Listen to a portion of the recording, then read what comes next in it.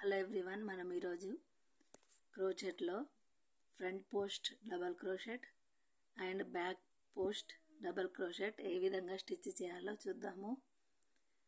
ముందుగా చైన్స్ వేసి double crochet వేయాలి. వేసాక మనం ఈ ఫ్రంట్ దానిలో నుండి నిడిల్ని తీసి డబల్ క్రోచెట్ వేయాలి.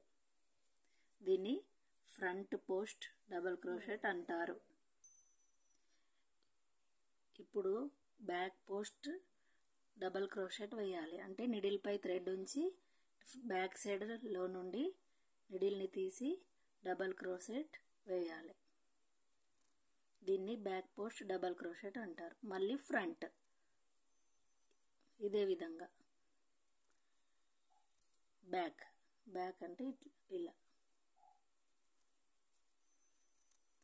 ఈ విధంగా మనం స్టిచ్ చేయవచ్చు.